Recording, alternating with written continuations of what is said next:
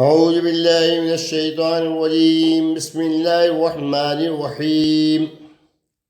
کتاب منہاج السالکین، اصلاح احوال اور روحانی تربیت و ترقی کا نصاب، باب نمبر 8 ہے روح کی آبیاری کے ثمرات، ایپیسوڈ نمبر 54۔ نفس کی قسموں کا بیان چل رہا ہے۔ 2 قسمیں ہو چکی ہے، اب تیسری قسم ہے نفس ملہمہ، یعنی القاء اور الہام کرنے والا نفس، نفس ملہمہ۔ نفس کی دوسری روحانی حالت حاصل ہونے کے بعد انسانی روح اپنی تیسری روحانی زندگی کا سفر شروع کرتی ہے، اسے نفس ملہمہ کہتے ہیں۔ اس مقام پر سالک نماز، عبادات اور دیگر روحانی مشاغل میں خشوع و خضوع کے ذریعے حقیقی صلاحیتیں حاصل کرنا شروع کر دیتا ہے۔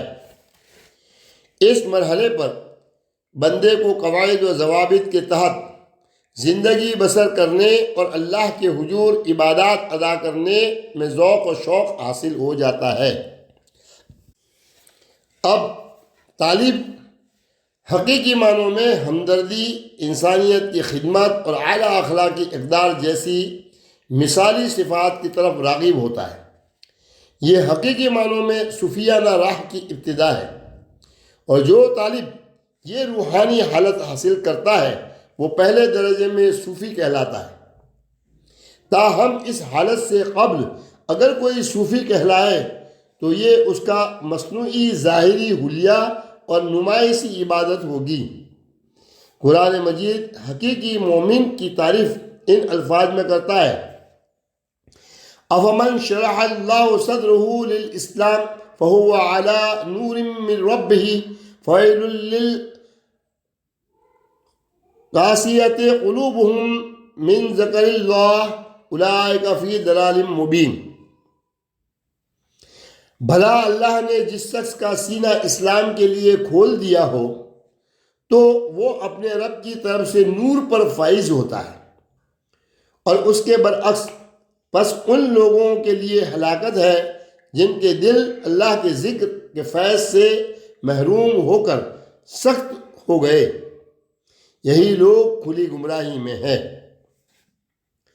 یہ نفس ہی ہے جس نے مسلسل جد و جہد کرنے اور حقیقی سیدھی راہ پر استقامت کے ساتھ چلنے کے نتیجے میں نفس امارہ سے اٹھ کر نفس لوامہ سے گزر کر نفس ملہمہ تک رسائی حاصل کی۔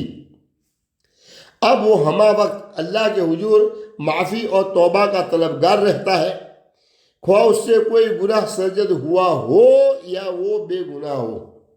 اس مقام پر وہ اس حقیقت کا ادراک کر لیتا ہے کہ بحیثیت انسان ناقص و کمزور اور نامکمل ہونا اسی کی شرست میں سے ہے۔ اس مقام پر نفس انسانی احسن امور مثلا قرآن مجید اور حدیث رسول صلی اللہ تعالیٰ علیہ وسلم سے محبت کے پہلے درجے تک رسائی حاصل کر لیتا ہے۔ وہ اللہ تعالیٰ کی یاد، ذکر سے محبت کرنے لگتا ہے، اس کے ساتھ ساتھ معافی و استغفار کا خواستگار رہتا ہے، ہر کام کرنے سے پہلے اپنی نیت کو خالص کرتا ہے اور تجدید توبہ کو اپنا معمول بنا لیتا ہے۔ اس کی وضاحت قرآن مجید کی اس آیت مبارکہ میں آئی ہے: ثم ان ربک للذین عملوا السوء بجہالۃ ثم تابوا من بعد ذلک واصلحوا ان ربک من بعدها لغفور رحیم۔ پھر بے شک آپ کا رب ان لوگوں کے لیے جنہوں نے نادانی سے غلطیاں کیں پھر اس کے بعد تائب ہو گئے اور اپنی حالت درست کر لی، تو بے شک آپ کا رب اس کے بعد بڑا بخشنے والا نہایت مہربان ہے۔ وہ شخص جس کی یہ روحانی حالت ہو وہ اپنے خواب میں منکر خدا، برائی کرنے والا، اپاہج، شرابی، پولیس آفیسر، انٹیلیجنس آفیسر، پہلوان، کامیڈین، چور، جوئے باز، خواتین وغیرہ کو دیکھتا ہے۔ یہ خواب اس کی درست طور پر کام سر انجام نہ دینے پر دلالت کرتے ہیں۔ خواب میں منکر خدا یا برائی کرنے والا نظر آنا اس بات کی دلالت کرتا ہے کہ خواب دیکھنے والے کے ذہن میں وجود باری تعالیٰ کے بارے میں کوئی تشکیک ہے۔ خدا کو ماننے والے بے عمل مذہبی شخص کو خواب میں دیکھنا اس بات پر دلالت کرتا ہے کہ وہ فرائض کی ادائیگی میں مستقبل مزاج نہیں، جبکہ جسمانی طور پر معذور شخص کو دیکھنا اس امر پر دلالت کرتا ہے کہ وہ نیک باتوں کی تلقین کرتا ہے لیکن خود ان پر عمل نہیں کرتا۔ ایک شرابی آدمی کو خواب میں دیکھنا اس امر پر دلالت کرتا ہے کہ خواب دیکھنے والا شہوت پرستانہ خواہشات کا شکار ہے۔ جوئے باز، پہلوان، کامیڈین کو خواب میں دیکھنا اس امر کی طرف اشارہ ہے کہ خواب دیکھنے والا گناہ کبیرہ کا مرتکب ہے۔ خواب میں چور کو دیکھنا ایسے شخص کی نشاندہی کرتا ہے جو شیخی باز ہے اور بری نظر رکھنے والا ہے۔ صوفیاء کرام کے راستے پر چلتے ہوئے یہ روح کے لیے خطرے کی آخری سطح ہے، کیونکہ یہ ابھی بھی عدم تحفظ کے باعث نفس لوامہ سے نچلی سطح تک تنزلی کا شکار ہو سکتا ہے۔ اس سطح پر بندے کے اندر خیال کی حد تک لافانیت اور حاکمیت دونوں خواہشات کے خوابیدہ ہو گئی ہوتی ہے، جبکہ اپنے معاملات کے بارے میں جلد بازی اور تیزی اس کی عادت میں ابھی بھی موجود ہوتی ہے۔ اگرچہ کوئی شخص ان خواہشات اور انا پرستی سے مکمل طور پر آزاد نہیں ہوتا، لیکن تحریک و ترغیب اور روحانی تجربے کا یہ لیول غیر معمولی طور پر ان طاقتوں کی قوت کو کمزور کر دیتا ہے۔ اس مقام پر سب سے اہم ترین چیز اعلیٰ اخلاقی اقدار کے تحت زندگی بسر کرنا ہے۔ جب تک یہ نئی ترغیب تحریک زندگی کا حصہ اور معمول نہیں بن جاتی، یہ اعلیٰ صلاحیتیں کمزور بلکہ کسی وقت بھی ختم ہو سکتی ہیں۔ نفس ملہمہ کے حامل بندے کی خصوصیات میں نرمی و ملائمت، جوش و جذبہ، تخلیق اور اعلیٰ اخلاقی اقدار شامل ہیں۔ مجموعی طور پر اس روحانی حالت میں انسان عام لوگوں کی نسبت جذباتی طور پر زیادہ بالغ اور قابل احترام دکھائی دیتا ہے۔ نفس کی قسم چوتھی، نفس مطمئنہ، ہر حال میں مطمئن اور آسودہ خاطر نفس مطمئنہ۔ تیسری روحانی حالت کو حاصل کرنے کے بعد طالب کا سفر روحانی حالت کی چوتھے مرحلے میں داخل ہوتا ہے۔ اس مقام کا حامل مکمل امن کے حصار میں چلا جاتا ہے۔ اس مرحلے پر اس سے قبل کی جانے والی کوشش اور جدوجہد اپنے کمال کو پہنچ چکی ہوتی ہے۔ اب ماضی کی خواہشات اور ان سے متعلقہ امور اس کے راستے کی رکاوٹ نہیں بن سکتے۔ نفس امارہ سے چھٹکارا پا کر انسان حق تعالیٰ کے قریب ہوتا چلا جاتا ہے۔ یہ روح کی وہ حالت ہے جو عروج کی پہلی منزل پر پہنچ چکی ہے۔ یہ نور کی وہ سیڑھی ہے جو اللہ تعالیٰ کی قربت اور اس کے بارگاہ میں شرف باریابی کا ذریعہ ہے۔ یہ اطمینان پانے کا مقام ہے۔ اس میں کمال حاصل کرنے کے لیے ضروری ہے کہ زیادہ سے زیادہ اللہ کی بندگی بجا لائی جائے، قرآن اور سنت کی روشنی میں کامل اخلاص کے ساتھ اپنے فرائض کو انجام دیا جائے، خاص طور پر حقوق العباد کی ادائیگی میں کوئی دقیقہ فروگزاشت نہ کیا جائے۔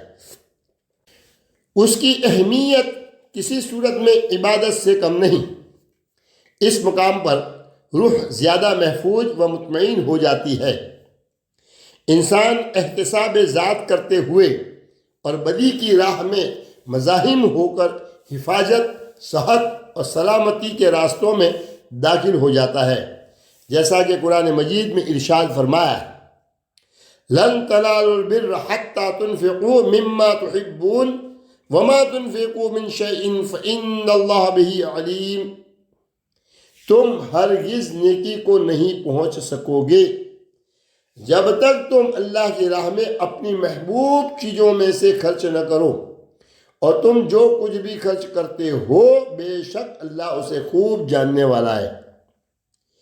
نیکی پانے کی ان کوششوں سے حق کی معرفت حاصل ہوتی ہے۔ اس امر کا ادراک ہوتا ہے کہ اس کائنات کا حقیقی مالک صرف ایک اللہ ہے، جو یکتا ہے، جو ہر چیز کا پیدا کرنے والا اور ہر اس کام کی تحریک دینے والا ہے جو اس دنیا میں انسان کرتا ہے۔ اس کی ذات و صفات میں اس کا کوئی شریک نہیں۔ اس مقام پر انسان اس حقیقت تک پہنچ جاتا ہے کہ خدائے بزرگ و برتر اپنے تمام امور میں مہربان اور رحم فرمانے والا ہے۔ وہی جانتا ہے کہ بنی نوع انسان کے لیے بہتری کس چیز میں ہے۔ اللہ تعالیٰ کے رحمان و رحیم ہونے کی صفات پر یہ یقین انسان کے بھروسے اور اعتماد کو بڑھاتا ہے۔ طالب کو یہ یقین حاصل ہوتا ہے کہ جو کچھ اس کے اور دوسروں کے پاس ہے اس کی نسبت جو خدا کے ہاں ہے وہی سب سے بہتر ہمیشہ رہنے والا ہے۔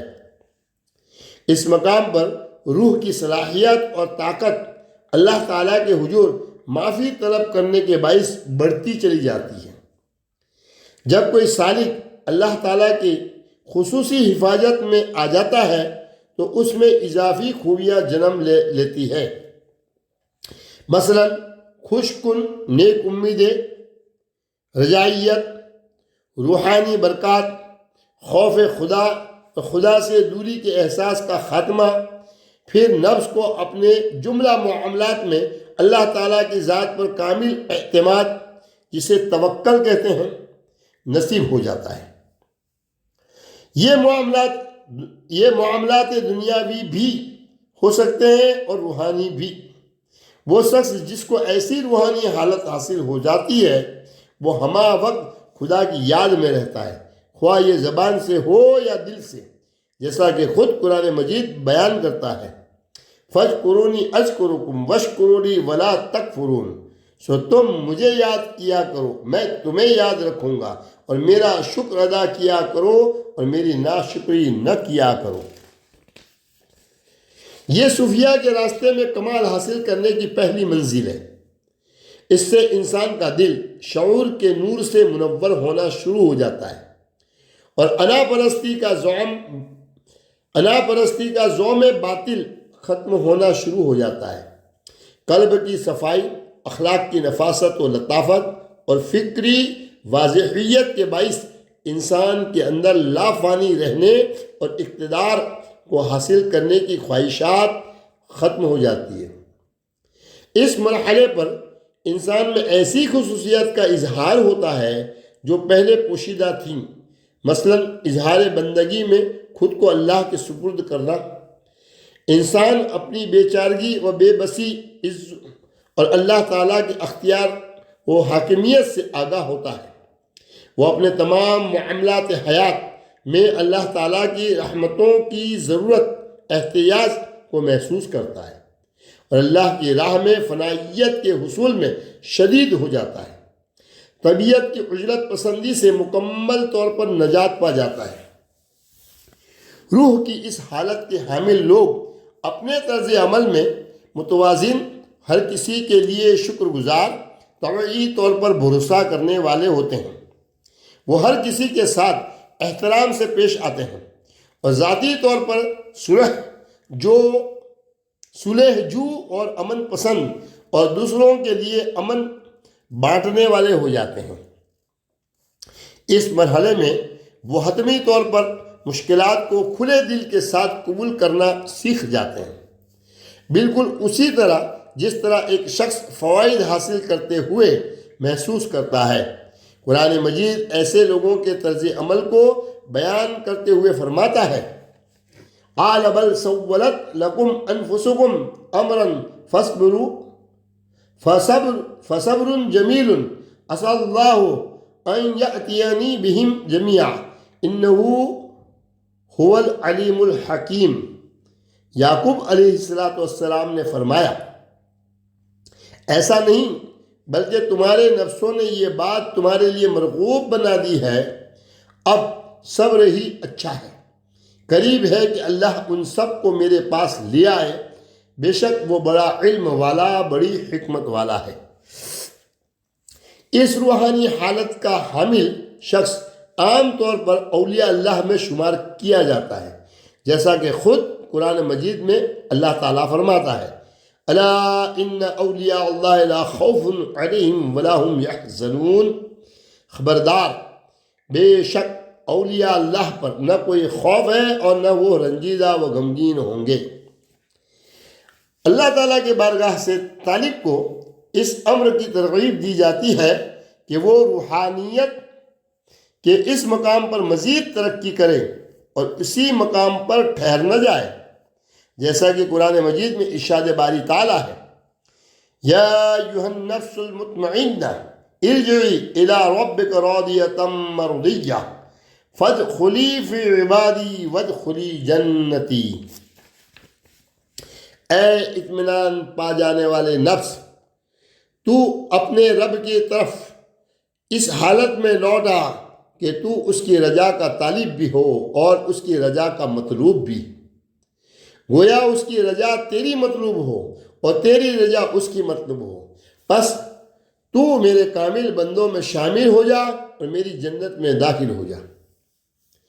اس روحانی حالت کا مالک خواب میں خود کو قرآن مجید کی تلاوت کرتے ہوئے دیکھتا ہے، یا پھر حضور نبی اکرم صلی اللہ تعالیٰ علیہ وآلہ وسلم اور دوسرے انبیاء کرام علیہ السلام کی زیارت کرتا ہے، وہ خانہ کعبہ یا ایسی جگہ دیکھتا ہے جو ہم روحانی شخصیات سے منسوب ہیں۔ اسی طرح وہ خواب میں تیر و کمان، بندوق، کتب اور ساحل سمندر وغیرہ دیکھتا ہے۔ یہاں نفس کی 4 قسموں میں سے 4 قسم مکمل ہوتی ہے، نفس امارہ، نفس لوامہ، نفس ملہمہ اور نفس مطمئنہ۔ اب اگلے ایپیسوڈ میں انشاءاللہ تعالی نفس راضیہ، مرضیہ اور کاملہ کا ذکر ہوگا۔ السلام علیکم ورحمۃ اللہ وبرکاتہ۔